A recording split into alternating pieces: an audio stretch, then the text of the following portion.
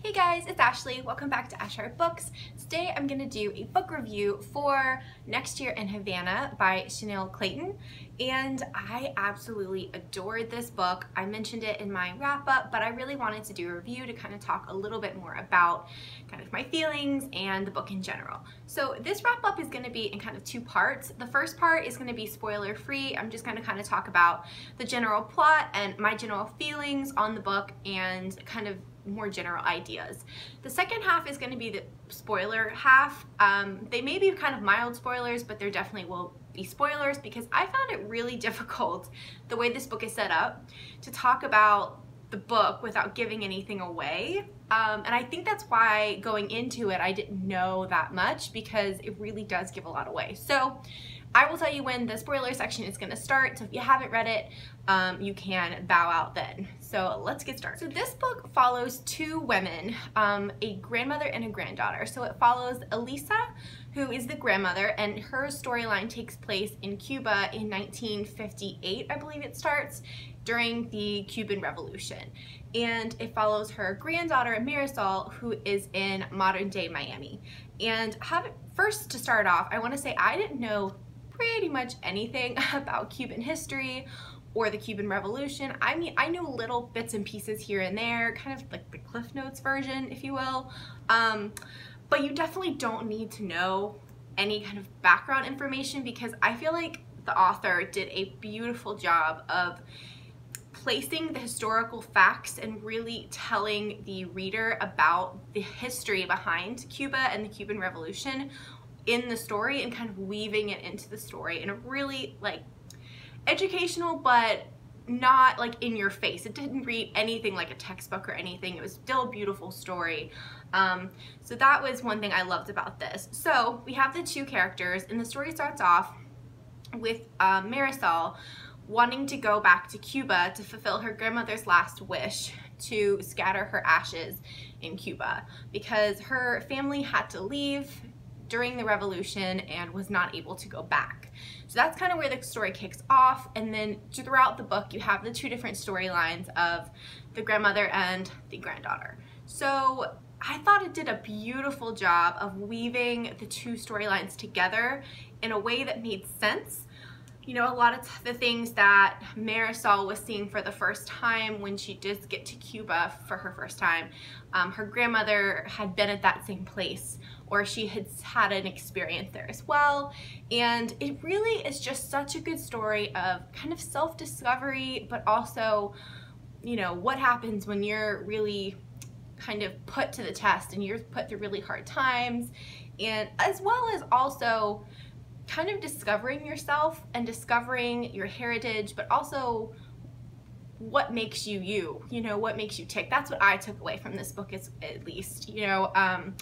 So that's kind of the general storyline, and there is a really good romance, well, two really good romances in this book as well. I can't really tell you much about them because I feel like they're a really big part of the story, but just know that they're very epic romances, very beautiful romances, and I really enjoyed that aspect as well. It's not the main storyline. I would definitely say this is historical fiction overall, but it has a really good like added bonus of the romances, and they play a big part in the story, if that makes sense. Overall, like I said, I gave this book 5 out of 5 stars. If you are a fan of historical fiction or of wanting to know anything else about Cuba and Cuban history, or just wanting a really epic kind of dual narrative storylines book, I highly recommend this. I haven't read anything else by Chanel Clayton. I know she writes romance typically, so I might have to pick up something else from her, but highly recommend. And this is going to kind of be the end of the non-spoiler section, because I'm going to talk a little bit more about like character development and stuff, and I think that just gives too much away. So if you haven't read the book, I'll say bye now and then come back when you have read the book. So bye! So in this book, when Marisol first gets to Cuba, she stays with a family friend, and she is kind of discovering everything for the first time, and the friend, Anna's grandson, is Luis, and he kind of becomes her tour guide, if you will, of kind of showing her around Cuba and all that's there. Now, it's a really interesting dynamic because she's grown up on these stories from her grandparents about Cuba, but they haven't been back since 1958, or I think they left in 59. So it's almost like a very picturesque picture that she's always been shown of Cuba. Kind of the highlights, the best things about it. Obviously a lot's changed in almost 60 years, and especially with the revolution, a lot's changed. And so as Marisol is going through the city and she's kind of seeing different parts of it with Luis, I think it's interesting to see the picture her grandmother painted and then the picture that she actually sees. Some of it is still very much similar, and I think some of it is very changed, and I think that's definitely an interesting aspect of this book. And I really liked her relationship with Luis. They form a friendship first and then kind of goes from there. I thought it was very well done because it was obviously pretty quick, because this book takes place, I think she's only able to stay in Cuba with her visa for, I think it's maybe 2 weeks, I can't remember, it's not long. And so I think it could have gone wrong with trying to create a relationship in that short amount of time, but it really worked, and I really enjoyed the relationship. I thought it made sense, and you really saw the struggle, but also kind of what comes out of that struggle. And then you have Elise's storyline, her grandmother, and that one was really intriguing because she is from a very affluent family. Her father is a sugar baron, he runs this sugar company. They are very wealthy.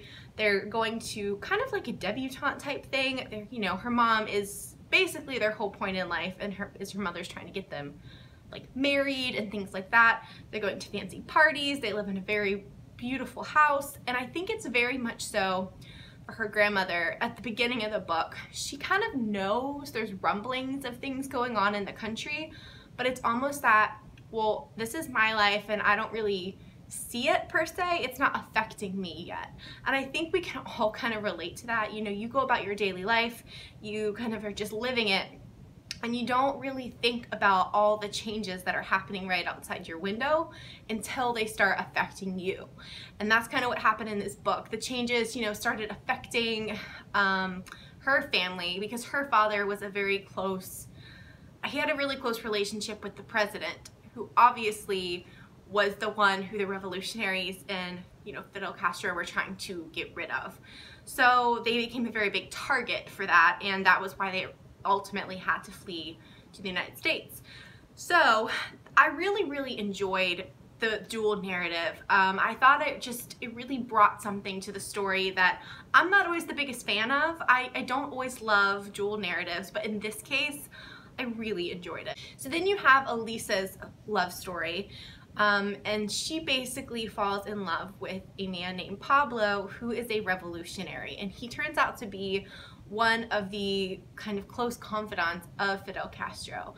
And I really had an interesting kind of back and forth with him because, and I think it's written that way because that's how Elise felt. You know, she was falling for this guy. He was all these different things that were nothing like her or her background or her family, but she was really falling for him. But because he's this revolutionary and he is so passionate about these changes that he wants to see, and they're not necessarily the same changes that she believes in. So I think that was a huge conflict in the book for her that she really had to try and figure out, you know, and that part was just like gut-wrenching. The parts with her and Pablo and the revolution, it was just like so tense. And the whole time I'm just waiting for the other shoe to drop here. But it was written in a way that wasn't like too painful. You know, it definitely had good, you know, lighter moments throughout. But I thought that was so interesting because, as I said, I didn't know very much about Cuban history or the revolution. I kind of just knew what you saw on TV or, you know, in history books. And I love that the idea that it wasn't all black and white, the revolution in general and people's kind of parts in it weren't black and white, and there was a lot of gray area. At least that's what I took from the book, and that it wasn't necessarily like a good guy and a bad guy, and even the people in Cuba, you know, seemed to have very different takes on whether the changes that happened were good or bad.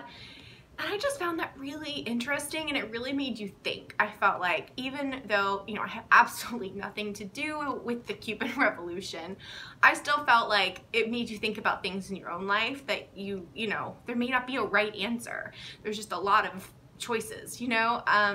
So I really liked that part. Throughout the book, you really saw so much character development for both characters. So Marisol from, you know, modern day Miami, she is really figuring out who she is. I think she discovers a lot about herself. There's also a bit of that mystery aspect in here with finding out who her actual grandfather is. If you've read the book, hopefully you have if you're watching this, but you know that her grandfather that she thought was her grandfather wasn't actually her grandfather, and that Pablo was her grandfather because they had got together before her grandmother left Cuba. And that was a bit of a mystery and a bit of a, like, I guess, action-y part of the book. That was the part that I was reading at like 2 a.m. and could not put down because it was so like, gotta find out what happens. So I thought that part was done really well, and it really shows the stakes that a lot of people in Cuba are facing, and as Marisol kind of figures that out, the reader's kind of seeing that as well, and I thought that was done really well. And then obviously, you know, Elise too is really showing a lot of growth. I mean, she starts off as a very privileged, very affluent woman who definitely had dreams, but I think throughout the book she kind of had to grow up and she had to figure it out, and she was kind of very much so thrust into adulthood. And I just think the way that they showed her decisions and the hard decisions she had to make and the strength she had to show for leaving the country, leaving everything she loved. I mean, they had to leave everything behind. They weren't allowed to take anything when they left. So I just think it was a beautiful story of just strength and survival and love and kind of what it takes when you're put in these circumstances.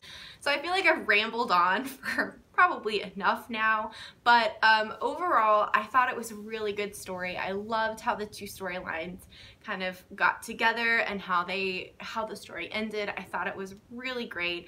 I wasn't sure if I was gonna love the ending because, you know, there's certain things that happened that I wasn't sure was gonna make for a quote-unquote like happy ending, but I did really like the ending, and I think she did a very good job of wrapping everything up in a way that to me made a lot of sense. Overall, I just thought this was a beautiful, beautiful historical fiction about an area of a country and a time I didn't really know very much about, and I loved learning more about this country while also just reading a beautiful story. Definitely made me want to go Google like a lot of things that I didn't know. So I really, really loved it. Okay guys, that's my review of Next Year in Havana by Chanel Clayton. I hope if you've read it, you'll let me know what you thought down below. Don't give any spoilers away, but just let me know if you liked it or if you didn't like it. I'd love to kind of hear your opinions on it, but for me it was definitely a win. So I'll see you guys next time. Bye!